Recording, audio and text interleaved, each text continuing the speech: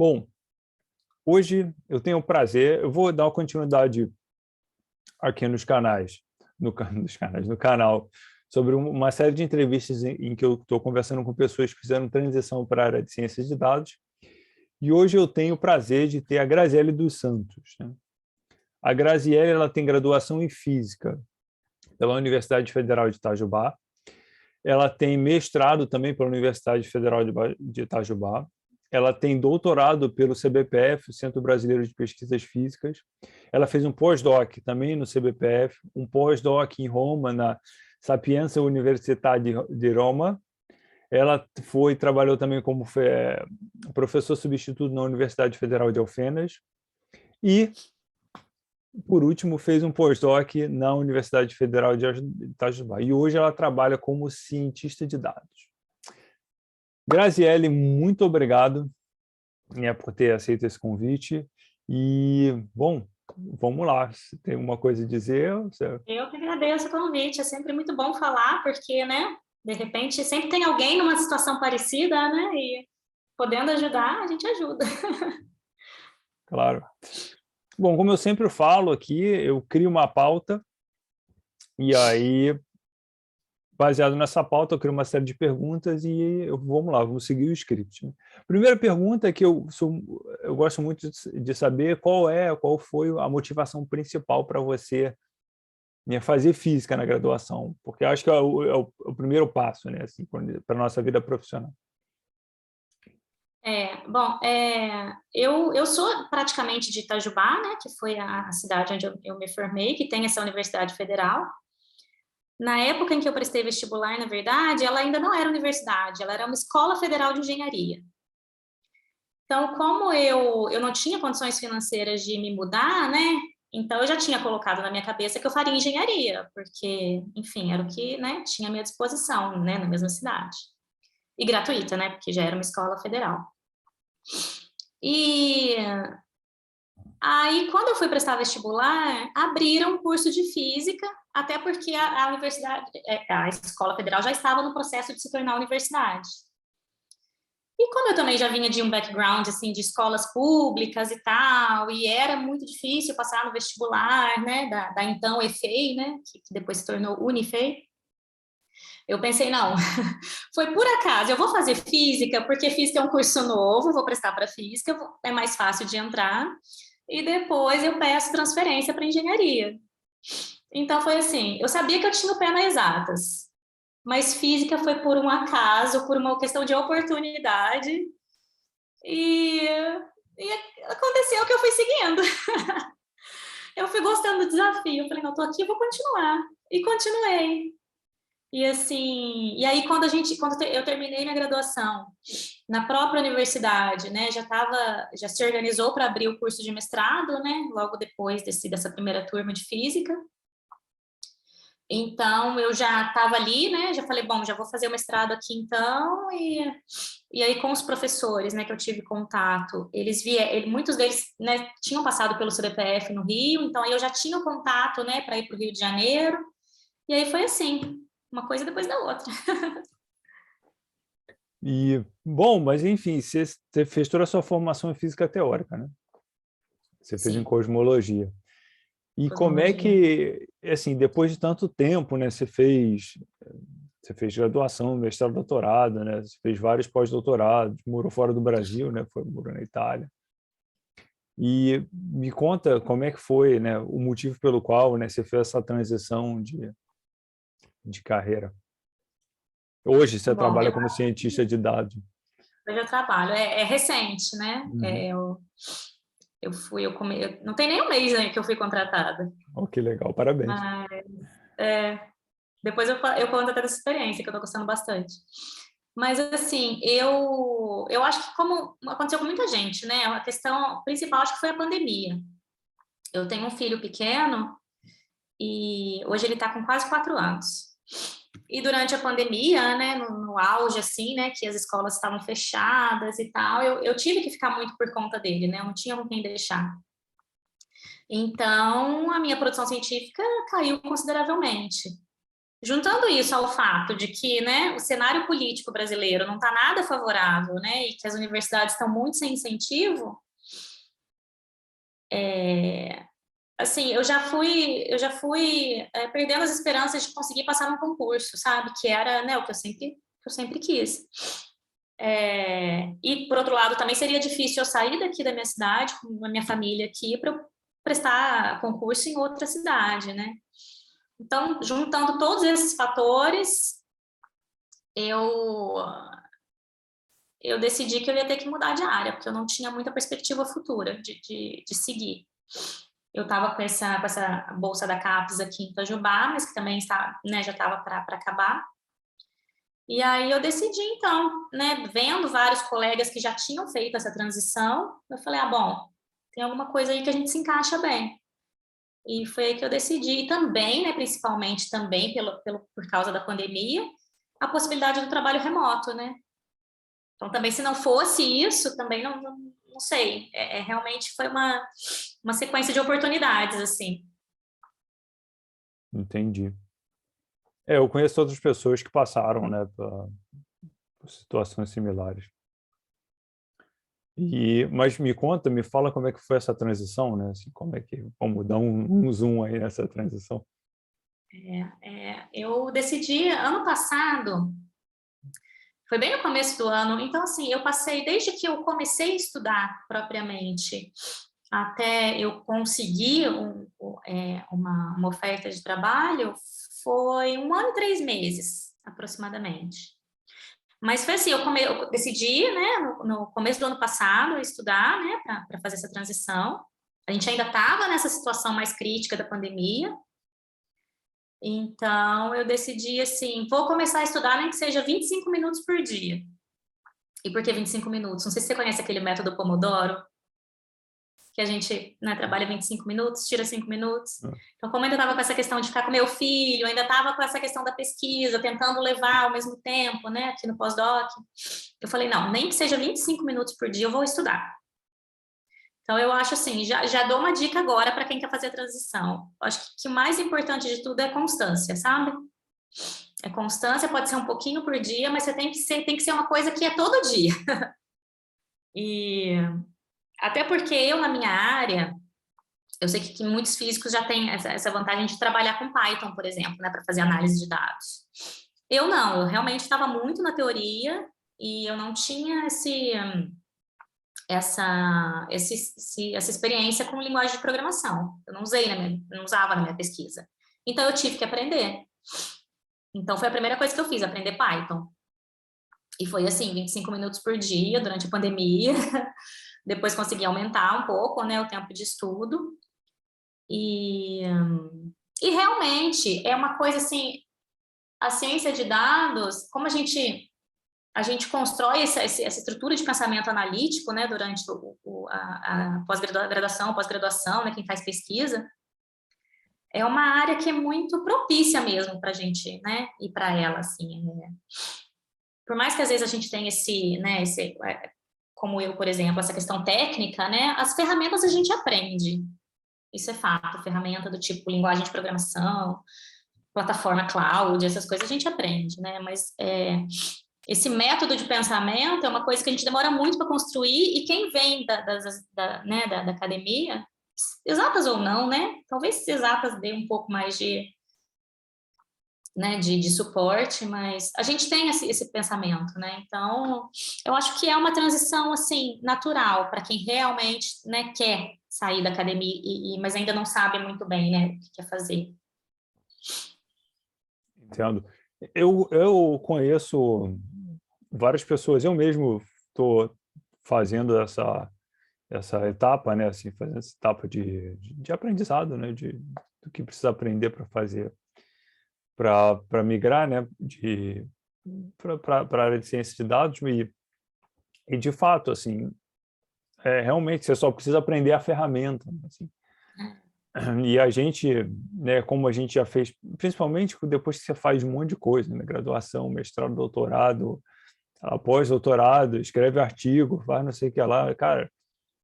Então, assim, você já tem essa... Inclusive, até é engraçado, né, que eu conversando com outras pessoas, assim, que até a forma você...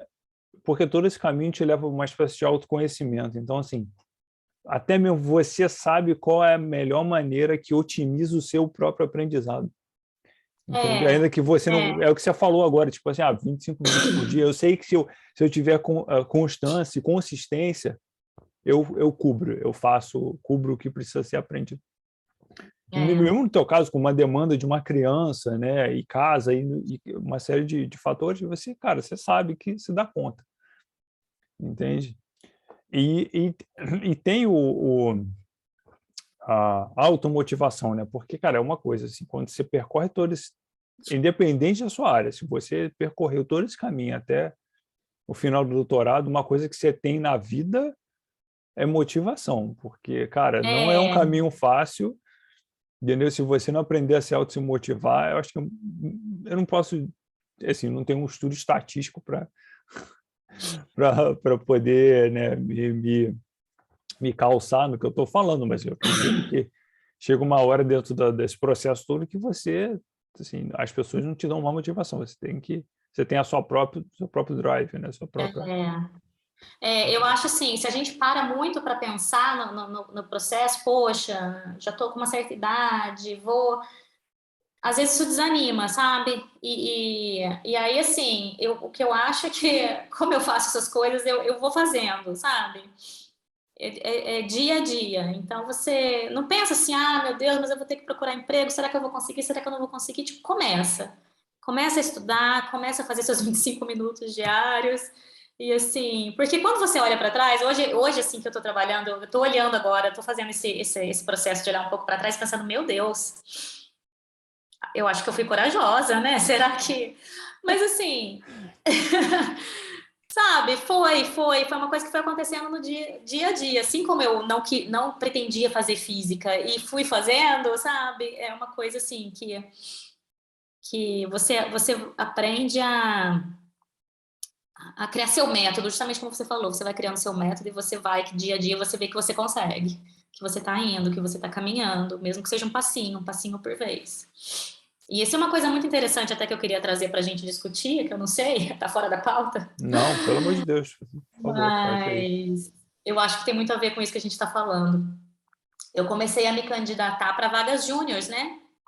Pensando, bom, eu vou me candidatar para uma vaga júnior porque eu não tenho experiência na área de ciência de dados. Mas, assim, como você mesmo disse, a gente passou por um processo tão profundo durante toda essa coisa de graduação, pós-graduação, pós-doutorado, que a gente já tem muita habilidade desenvolvida que um júnior não tem, entendeu? É o que o pessoal chama de soft skills, né? A gente já tem isso, entendeu? Então, assim, eu ficava me perguntando, poxa, mas eu sou júnior mesmo? Mas tanto é que eu apliquei para algumas vagas júnior e as pessoas sequer me chamaram para entrevista. Então eu pensei assim, sempre com a desculpa de não ter o perfil, né? Não tenho o perfil da vaga, né? Eu falei, bom, o meu currículo é muito bom, eu sei que ele é muito bom. Então, meu currículo não é bom para vaga ou é uma questão de idade? Porque eles querem pessoas mais jovens nessas vagas júnior. Então, assim, eu fiquei pensando se não é melhor, se de repente, né, a gente não cria uma cultura de começar a aplicar mesmo para vagas plenas, sabe? Porque a gente já andou um bom caminho, né? E Já tudo tem soma. bastante coisa andada, é claro. E eu tive muita sorte, na verdade, porque eu acho que eu peguei uma empresa assim que já é muito baseada em tecnologia e tem uma visão muito mais assim, digamos, para frente, né, do cenário de ciência de dados, em que eu me candidatei para uma vaga júnior, inclusive uma vaga afirmativa para mulheres. E a recrutadora entrou em contato comigo e falou, olha, mas seu currículo é muito bom, eu acho que eu consigo te encaixar numa senioridade melhor, um pouco mais alta, vamos conversar e tal. Então, assim, foi uma oportunidade que, olha, eu apliquei para júnior e consegui entrar como plena, porque eles viram esse meu potencial, entendeu? Embora eu não tivesse experiência exatamente na indústria, na área de ciência de dados. Mas, assim, eu acho que a gente ainda tem muita confusão com respeito a isso. Então, A gente aplica para uma vaga júnior, a gente não atende o perfil da vaga porque a gente já tem uma certa idade. Mas aí a gente quer aplicar para pleno e eu acho que alguns recrutadores ainda não têm muito essa ideia de que não é porque a gente não tem experiência na área que a gente não tem experiência, não é? Então, assim, é uma questão que a gente tem que ir criando essa cultura, né? Meio que Eu acho, educando as pessoas para entender um pouco isso, né? eu Porque a acho que gente tem uma trajetória. exatamente, né? E eu acho que existe um outro fator que é esse fator de que a própria área ciência de dados é muito nova. Então, assim, as pessoas não têm muito parâmetros, né? Assim, diferente de outras áreas muito mais consolidadas.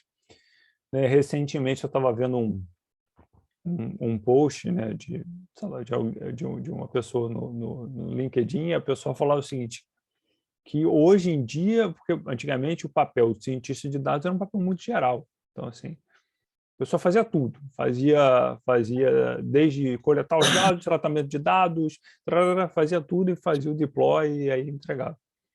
E hoje em dia, né, as vagas começaram a ter um perfil mais específico. Então, procuro cientista de dados que trabalha com essa tecnologia específica. E aí você tem um perfil, né? Mas assim, ainda hoje ainda existe, né? Então, assim, eu imagino que até para o próprio recrutador, né, olhar para o meu currículo e o teu, né, o nosso currículo, faz o que com essa pessoa? Essa pessoa se encaixa onde? Né? Assim, Então, faz o quê, né? Eu vou oferecer uma vaga de júnior para essa pessoa, mas espera aí, júnior? Acho que júnior não dá, né? Assim. mas então, aí o que eu acho é que justamente você chama essa pessoa para conversar, e se Uhum. você, né, É. sentir que você pode oferecer uma coisa melhor para ela, que foi o que aconteceu comigo especificamente nesse caso. Uhum. Agora, muitas vagas eu sequer recebi Eu também. Eu também. feedback, assim, nenhum, nem para Nada, chamar né? para entrevista, nem para dizer que não ia chamar para entrevista, nem Também não. pra... Também. Então é Em muitas complicado. vagas, é a única e-mail que eu recebo é we are moving forward with the next candidate, blá, blá, blá, blá, blá. Okay. Então, e tem isso também, né? Uma coisa que é um tiro meio no escuro, né? Que você, sei lá, você aplica, né? Porque faz parte, né, do processo. Mas o certo e o errado, né? Estou indo no caminho certo, no caminho errado, ou então essa é a coisa certa. Então, Mas assim, eu acho que feedback é muito importante, né? Então, assim, eu sei que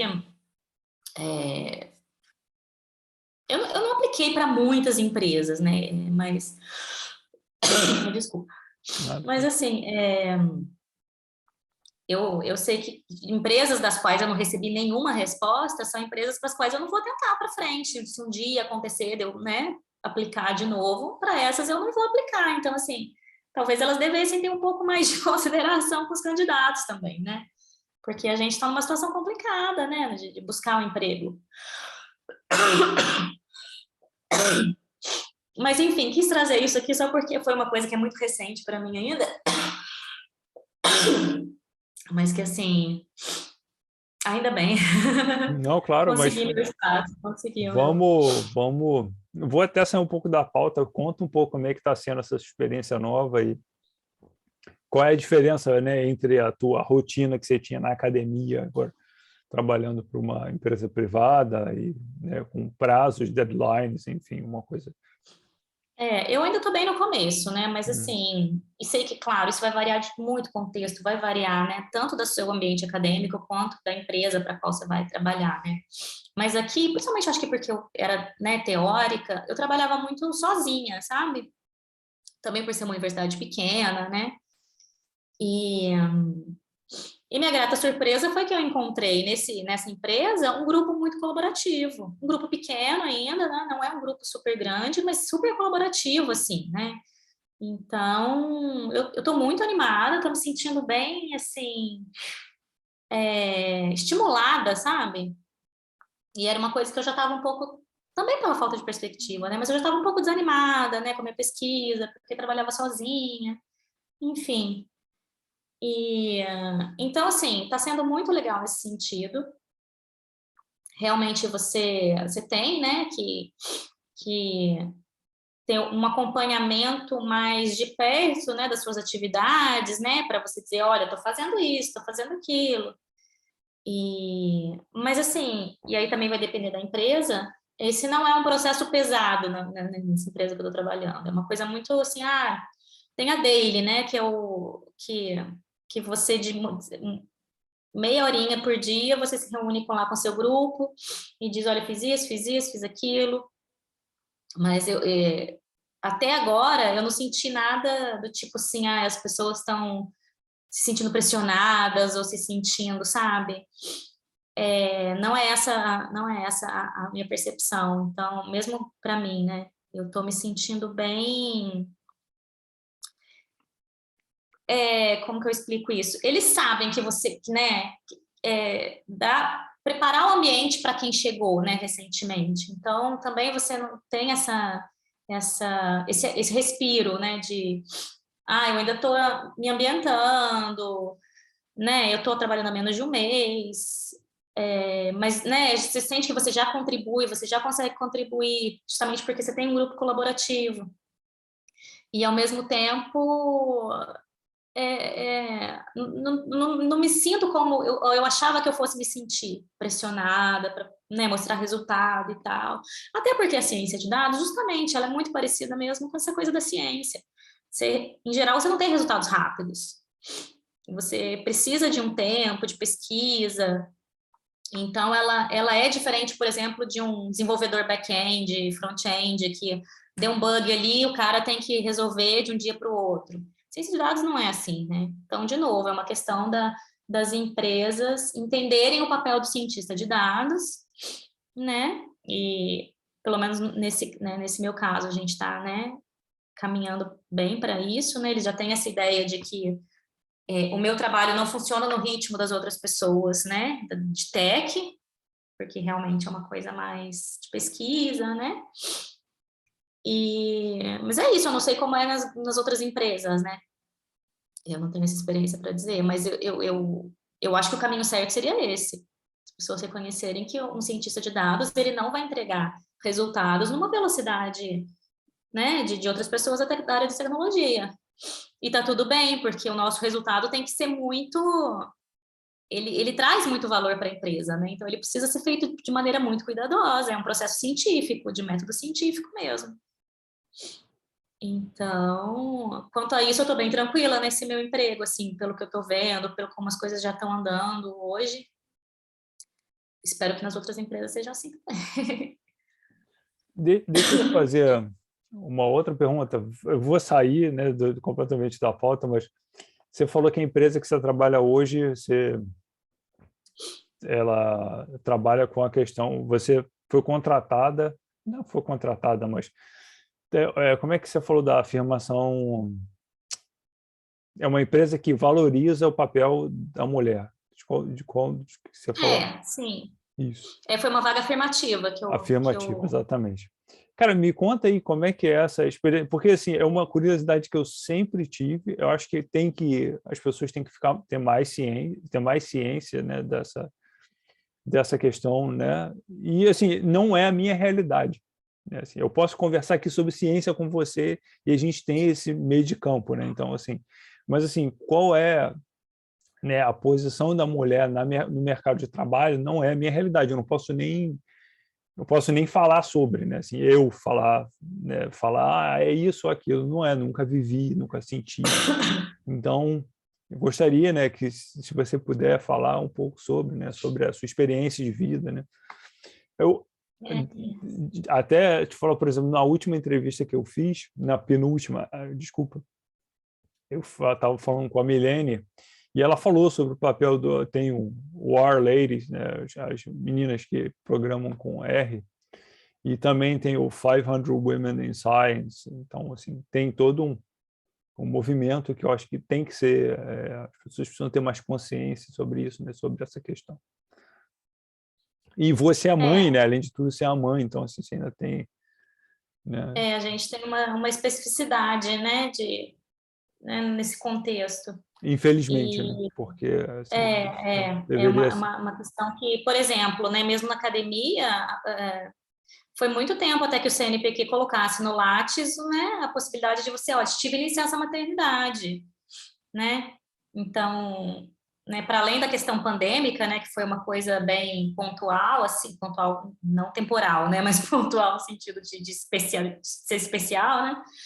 A gente não, como é que a gente sai de uma licença maternidade e claro que a nossa produção científica vai cair, né? Então, já no meio científico era muito complicado essa questão. E em tecnologia é muito parecido. É um ambiente majoritariamente masculino. Eu acho que a proporção, obviamente, variando, mas está na ordem de 30% de cargos de tecnologia ocupados por mulheres. Então, assim, é claro que é uma coisa errada. Se a gente é quase metade da população ou mais, por que a gente está com 30% dos cargos, né, de tecnologia? Então, realmente, e aquela coisa, se um grupo diverso, ele vai sempre pensar igual, você não vai trazer nada de novo. Eu acho assim, que é muito importante para a produtividade você ter essa diversidade de gênero, de raça, né? Enfim, e de classe. E, enfim, e não é o que acontece, né? O que, é claro, a gente está caminhando para melhorar, né? Mas realmente, assim, vaga afirmativa, ela é necessária para a gente corrigir esse gap, né? Você não vai sair naturalmente desse limbo, né? De 30% ou menos, né? Dependendo da área específica. Você não saberia nem como né? Assim, acho que ainda é pior, assim. Você não sabe, você não pode, né? Assim, você não sabe nem como seria se o quão o que eu quero dizer assim, a homogeneidade é tão negativa, né? Assim que assim, se você não dá espaço para algo que seja mais rico, né? Em diversos termos, né? Rico em termos de cultura, rico em termos de pensamento, rico em termos porque você está trazendo diferentes backgrounds, né? Então é triste porque A inércia, sabe, vai continuar, não vai mudar. E tem sempre que ter essas. E aí eu aproveito até para comentar que foi uma coisa muito, muito legal que aconteceu comigo, especificamente, e que eu acho que é uma tendência entre as mulheres, né, de se ajudar nessa questão.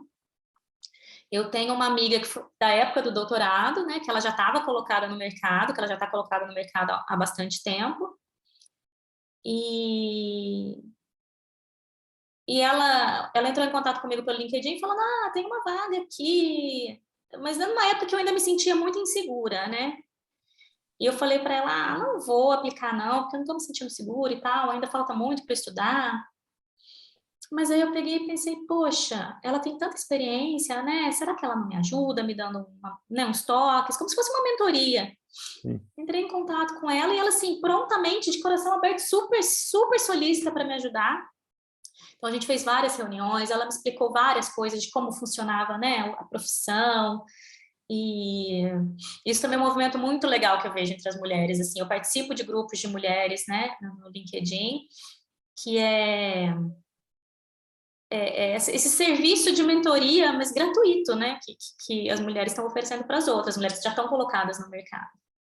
E eu acho que isso também é sensacional, e isso também é muito legal de mencionar, assim.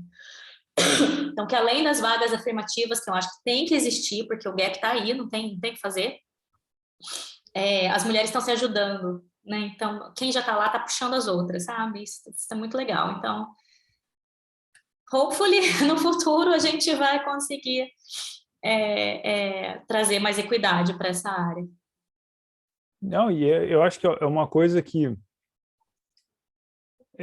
assim, é legal, mas ao mesmo tempo é triste, né? Assim, porque vem de uma necessidade de uma coisa, ou a causa da necessidade, né? Se assim, eu posso ser colocado nessa essa falta de. Eu acho que outra vez ou você travou? Bom, eu estou te ouvindo. Graziele. Ixi. Eu estou te ouvindo, mas não te vendo, você está travado. Quem Agora travou? Eu ou voltou. você? Não, voltou. Eu acho que é a minha internet. Ele acabou de me avisar. Desculpa.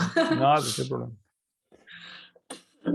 Então, eu acho que Eu acho que é uma coisa triste, né? Assim, uma coisa que numa das entrevistas que eu falei, né, que a pessoa falou assim, que